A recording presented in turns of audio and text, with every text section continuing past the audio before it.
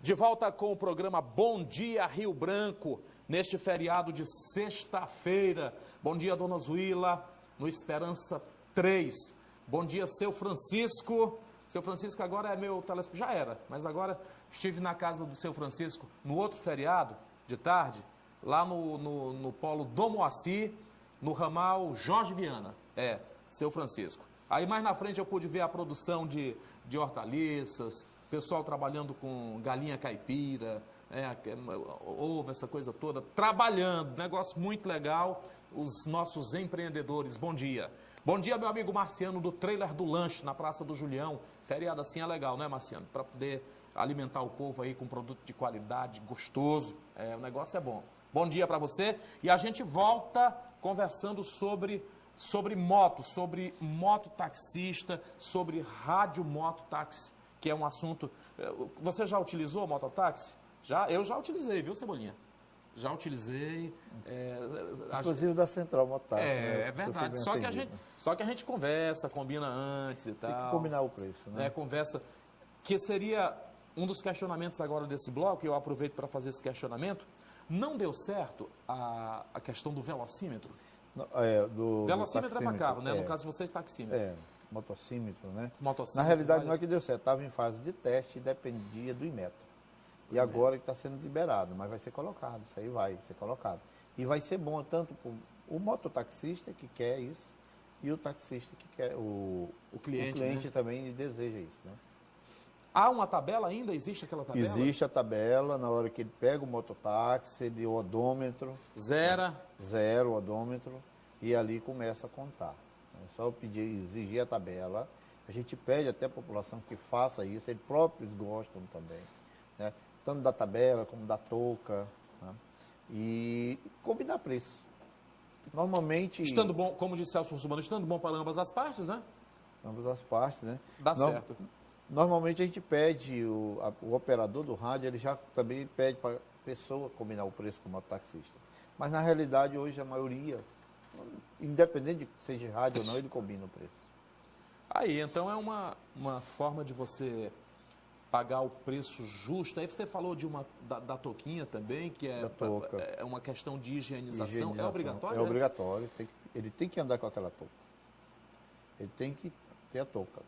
Está no regulamento de serviço de mototáxi. Como é que está a questão da fiscalização atualmente, hein? Rapaz, para o mototáxi é fiscalizado. Hoje nós não temos assim, a categoria 99% está em dias com a RB-Trans. Isso aí. O que é que tem que pagar, hein? Paga imposto? Paga muito imposto. Como é? Me explica, me detalhe paga essa muito questão. imposto. Paga muito imposto. Para poder rodar, para você ser... Primeiro, se você não tiver com o nome, se você não tiver com o nome sujo, os atestados de bons antecedentes, você nem passa a ser mototáxi. Você nem faz o curso.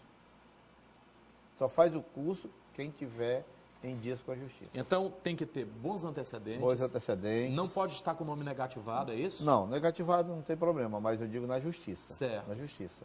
Você tem algumas exigências de saúde, exige também isso aí. E aí para você fazer o curso. Isso, o curso. Quanto tempo de duração o curso?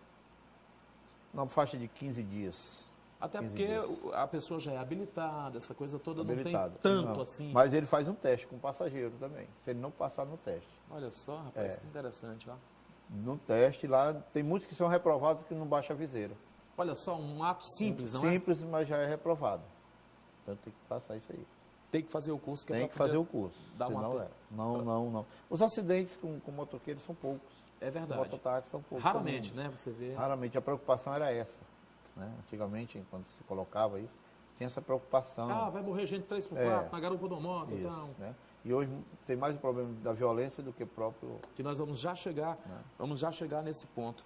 Você falou que se gasta muito. Agora, muita gente conversa comigo e diz, Floriano, eu queria muito trabalhar nessa área de mototáxi, eu tenho uma moto, eu gostaria de emplacar e tal, só que aí depende do RB-Trans. Do RB-Trans. Como é que se trata essa questão da quantidade de motos? É pelo índice populacional? É índice populacional.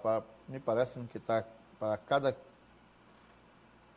500 habitantes uma permissão. Uma permissão. Então, Rio Branco não tem como colocar...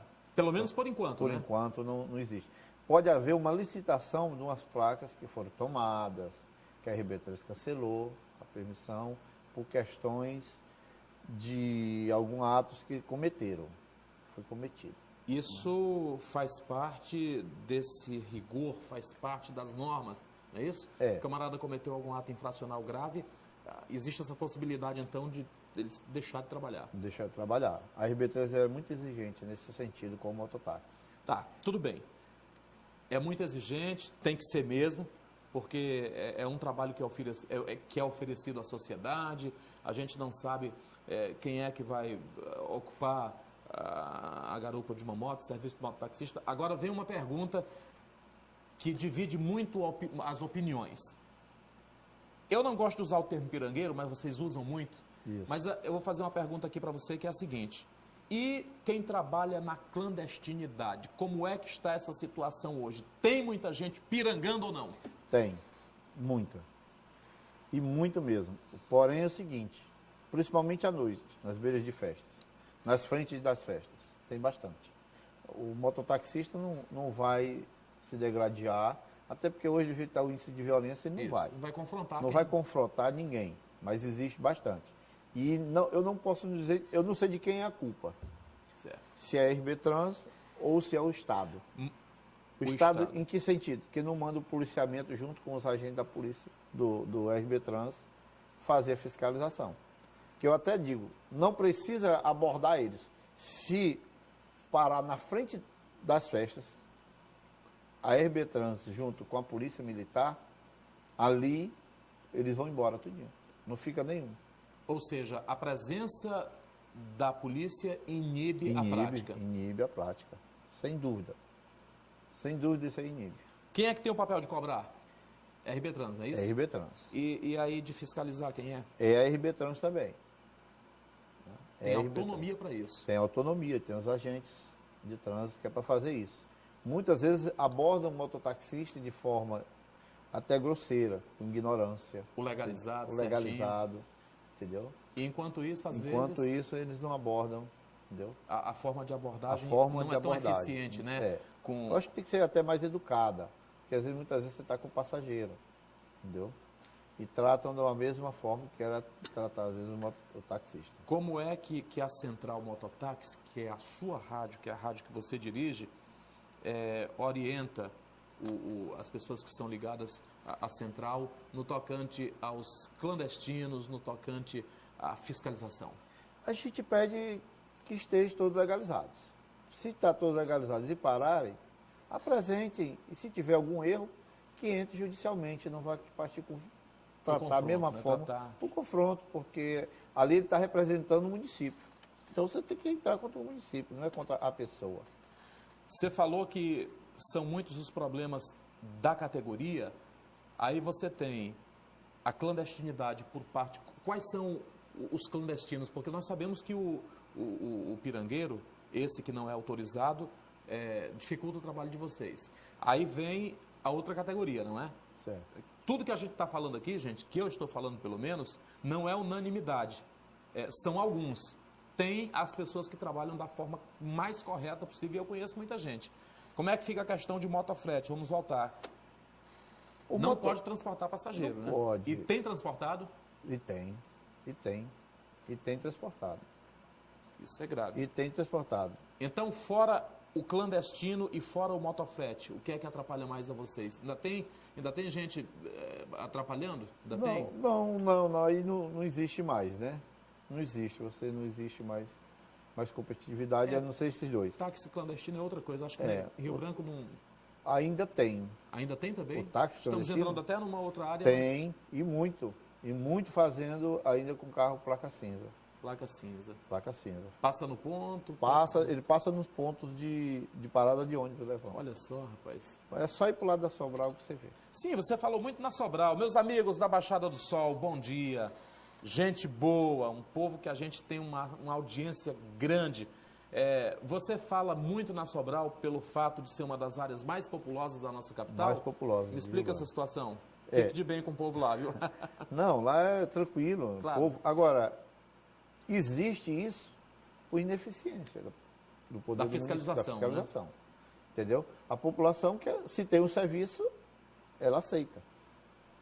Porque o ônibus também é uma demora, é lotado. Quer ver, é ir cedo ali para as paradas da Sobral, para você ver.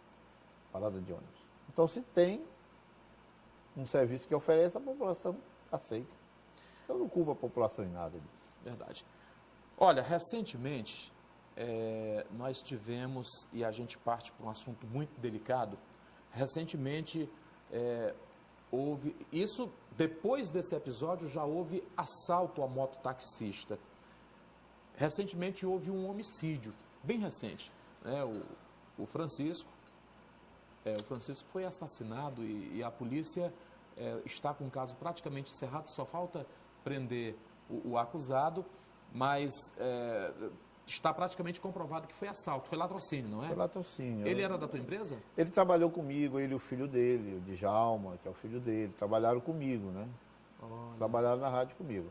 Então, assim, essa questão... Djalma era o nome do pai dele, ele homenageou o pai colocando o nome do filho, que coisa, né? E a questão dessa violência, entender o seguinte, às vezes a população fica um pé atrás com o taxista e o mototaxista. E em nenhum momento o taxista e o mototaxista em Rio Branco fez justiça com as próprias mãos, como fizeram antigamente. Como acontecia no passado. Então, hoje, existe uma índole do taxista e do mototaxista, existe a intenção existe o temor de Deus na vida de cada um. Né?